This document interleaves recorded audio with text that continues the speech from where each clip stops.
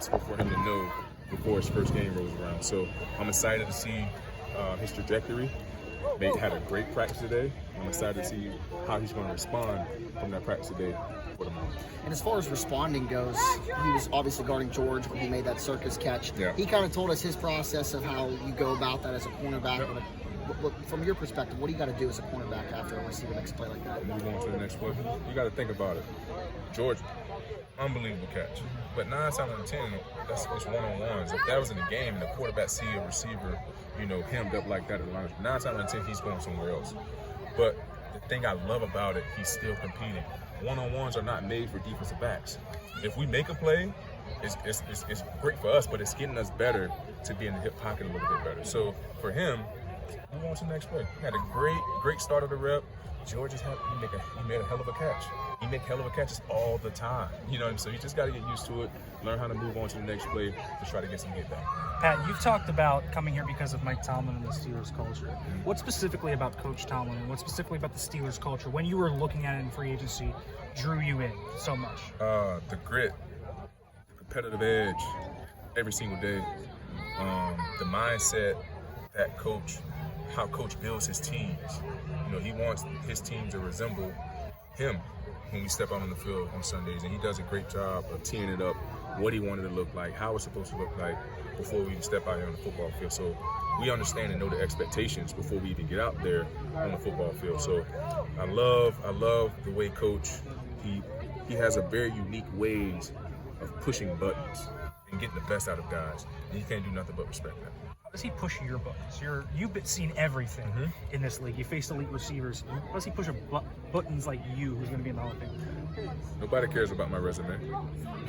It's all about this year. Nobody cared about what I did last year, the year before last, what I'm going to do this year for the Pittsburgh Steelers. What about this role that you have as veteran leader, kind of coach to these young guys while playing still at a high level that you love so much, like this point in your career now? Man, I love the game so much, and I want to find a way to continue to give back to the game, because the game's been so great to me.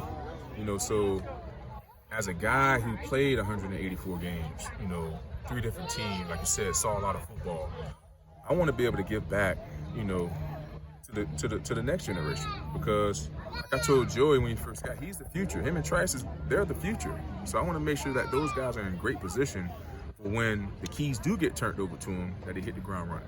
I almost sound like a coach a little bit. Man, I am a dad, so and my wife tells me that all the time. I'm always coaching up my kids. Just I don't know if it just built in me, I guess. Pat, you've played a lot of different positions already. Your camp slot. You've even repped at safety a little bit. In your career now, you're heading into this is your 13 now. Yep. You haven't played slot safety. You've played outside corner. How's the transition going for you, and how easy is it? We've seen guys do that in the past. Rob Woodson and different guys have transitioned there. But for you, what's made it so effective? I think when you're at this stage in your NFL career, you played so much ball, you've been around nothing but great athletes. Like I had the opportunity to be around Tyron, Harrison, Buda Baker, watching those guys working every day on their craft. Knowing at some point, if I want to play at a high level, I know I'm not going to have the same speed that I once did when I was, 18, 19, 22 years old. So I know at some point the transition is going to have to happen. And by being around those guys, taking nuggets from those guys, seeing how they work, seeing how they communicate with the defensive backs, it just made it easier for me for that transition, because, like I said, I never played those positions, but I played a lot of man-to-man in my career. And inside, you're going to be playing a lot of man-to-man. So only difference is my position on the field, if that makes sense. And being back on, playing a little bit of safety in camp, that's a whole different spectrum back there, because like I've never seen the field from that point of view before. So that's something that's typically going to be very new to me, because I'm used to guarding a guy, not space. So safety is probably the one that I'm getting the most. I won't say trouble, but the one I need to get more looks at to get my feet a little bit more wet. I know Joe Hayden in the past, when he was here as a vet, just similar to you, said, I hate the slot. I'm never going to the slot. A lot of guys just don't go to the slot. Yeah. They hate it because it's so much harder. What is it about the slot that makes it harder, and why are you effective there? Because in the slot, see, when the receiver is lined up outside of numbers, their split would tell us pretty much what route is about to come. When they're in the slot, every route in the playbook is available. But it goes back to what Coach Mike T always tells us. He wants guys who want to stare adversity in the face and not run from it.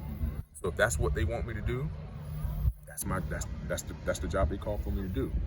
If I so happen to have a hard down in that down, I gotta bulk up and try to make it come through on a good end to try to help make this defense as successful as I can. Is the experience of working with Coach T, is it what you thought it would be and what you heard from your cousin and others? Man, it's everything that I thought it would be and more. You know, I don't know if Coach T noticed, but I really look forward to those team meetings because he always dropping some nuggets in there, man, that I can take back home, I can use in my everyday life, even with my kids. Just how he's trying to get, because at the end of the day, he's pretty much our father, right? Do you have a favorite Tomlinism? Well, the standard's a standard. That's obviously one, but my favorite one is right now we can't warm up to it, which is so true. You see guys walking into the stadium, they tiptoeing, they trying to fill it out. We ain't got time to fill it out. So my favorite saying right now is we cannot warm up to it. All right. Thanks, Pat. I got it. Appreciate it. All right.